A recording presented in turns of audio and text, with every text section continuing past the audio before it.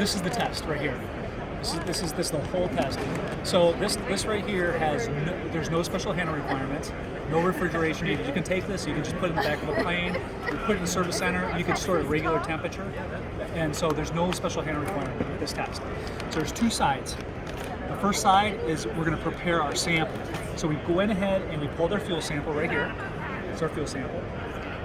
So we're going to open up the side with the bottle. It comes on this side. We've got a bottle, we've got a dropper, we've got a packet right here, directions, and then so we're going to take our sample, use this. This is one of our older, so also in these packets, these are our demo tests because these are some of our older ones. We've actually added this since. So all new tests will come with this as an extraction tube when we pull our sample out. So this is going to come on this side too. So you have a pump with a tube on this side. So we're going to prepare a sample. Now, if you pull your fuel sample and there's enough water, you fill to this top line. That's all you have to do. There's nothing else you have to do. If there's not enough water, say your water only fills halfway to that red line, you would fill the remaining with fuel. And then we can go ahead and conduct our test. So we're going to go ahead and we're going to take our cap off. This is like a storage cap to keep the blue fluid, in there in transport. There's a dropper cap that we're going to use to actually conduct the test right here. So we're going to go ahead and we've got our fuel sample. We'll let it settle. If there's any water in there, and for the sake of this test, we're going to pretend that there was water in the bottom. So we're going to go ahead, pull our sample. We're going to come right down to the bottle. We're going to take this in here. We're going to fill it. We got enough water to fill to that bottom red line. Again, if there's not enough water to fill that bottom line, you'd fill the remaining here to the top with fuel. So we're good to go. We'll go ahead and put our dropper on. So what this blue fluid is in here is an extraction fluid. This extraction fluid is going to pull out the antigens of the bugs we're looking for. So we're going to give it a little shake. We're going to turn it upside down. All right? Now, as that's set, I'm just going to set this here because that's going to settle. I'm going to pull open my other side.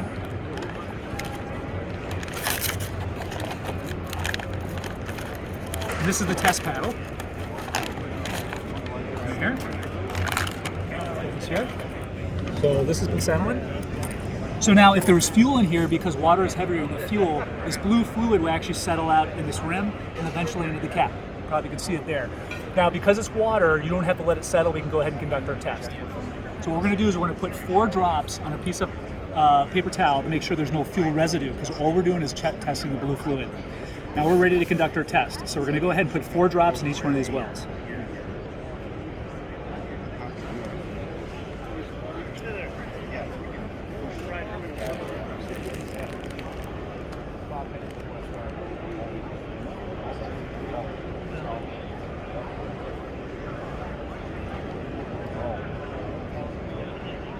Okay, so now I'm going to let it set for 10 minutes. So while you still got me filming, I'm going to explain to you what we're testing for here.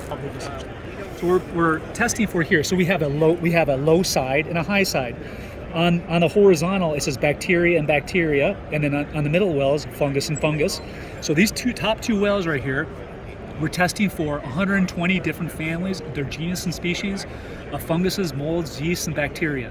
Now the bottom 2 horizontals, it says H.res. Because we're antibody based, we can focus on specific microbes. This one's called Formicinosis resinae. So this bug right here, this bottom test, causes 75% of all diesel or jet fuel contamination. So the way this test works, you have a control line and you got a test line. If your control line comes out 100% accurate, you can rely on the results. There's a test line here. We're going to let it settle. You can probably, you might be able to stop here in a second. Then we'll let it settle until it come out. But the test line right here, it's like a reverse pregnancy test. If you get a test line, it's what's called a negligible, meaning there's not enough microbes in that fuel sample to cause any issues. Many times they're dormant. You might not even see anything. You may even have a clear and bright sample. They're not really doing much. So the actionable item on a negligible would be to monitor and test on your next interval. Now, the way it works is on your low side, if your test line is missing on your, say on the bacteria on the low side, that would be considered a moderate contamination. The actionable item would be to biocide the tank and retest to make sure you got it.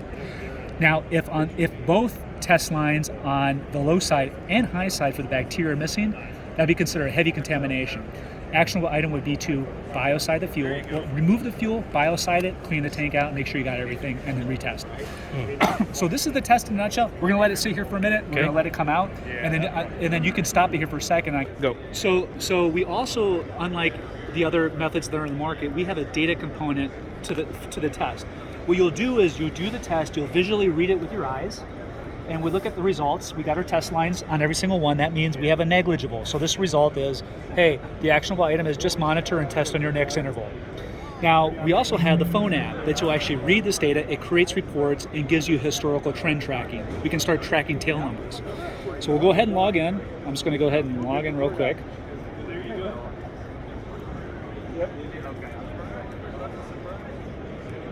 Okay, and here. That's right. Log in. Okay, once we're logged in, we're going to hit scan test. QR codes, we got QR codes on these. What it does, you'll scan it, it uploads all the batch information. We won't do that for right now. So you can put the lot number of the test. That way we can track the lot number if you got issues with it. Okay, then you hit next. So now we're going to select the type. So we did a water phase test. So you have water phase, minimal free water phase, and fuel phase. So depending on what sample you selected. So on this one, it was a water phase test. And then the tester name is me, Mark. Whoops, sorry about that. And then location is, let's just say Texas. Tag identity, asset identity will be N1234. So we can put tail numbers. You can also put tank references. Hit done, confirm, and what it does, it activates your light on your phone, and it creates this, superimposes the diagram of the paddle. So you're going to take this and you're going to set it over the paddle like that, like so. Okay, thank you. Yeah, you guys are in. It reads the result. So now we have a negligible, just what we got out of here. So we can put a note. Note is no issues. I'll just put that, no issues. Test on your next test on next. Okay, and then done. And then so that's done. And then there are a couple things you can do. You can set view a report. We create a professional report with the notes inside. We also have the actionable items. Now the great thing about this, the way the app works, is as these lines get lighter, contamination is growing. So the app will actually read the reflectivity of this line and correlates it to a colony count. So as this line gets lighter, it will actually give you alert levels. So it will say, hey, you're negligible, but you're getting closer to the next alert level. And I'll show you that right here in a second. So we're done here, we're done, we're gonna upload it. I'm gonna go back to my menu. I can go to the results history. These are some results that we've been doing. So in this particular one, I wanted to show you, this is the one. This is one we did a few weeks ago. On this particular one, this is an actual test, and I'm going to show you a picture of the test. There's 2 tanks we tested. This one had a moderate hit on a fungi, and on the HRES was a negligible, but hit the alert level. It's getting close. It says, caution, you're getting close to the alert level. So it gives you direction. So if the technician is doing his regular testing and he gets an alert level, he's like, hey, maybe we'll just biocide it right now instead of waiting to the next interval of the test. Make sure we get it. It doesn't become a greater problem. Now, I'm going to show you the sample because it's a middle distillate test. We use this on jet fuels and diesel fuels. This particular, I like to show this, the contrast between the two. So this is I was on site a couple weeks ago, and I'm going to pull this up. I'm going to get right here. So this is the contrast between 2 different results. So as you can see, just like our result here, very similar, it was a negligible. So in this case, it was a clear and bright sample. We did not have enough water to fill to that bottom line, so we filled to the top with fuel. Now, these 2 tanks were side by side. We pulled out the probes, looked at it. This side showed no really signs of issues. This other side had water, a little bit of water. We had enough water to fill to the bottom. Noticeable signs of something's going on at the bottom. We pulled up the probes. They were slimy, and you can actually see the corrosive activity starting to happen. But look at the test. Look what happened with the test. Our lines are now disappearing here because we have greater contamination, and it's so much where we have a moderate hit. So in this case, the actionable item would be to biocide the tank, make sure you got everything, and then retest. So that's it.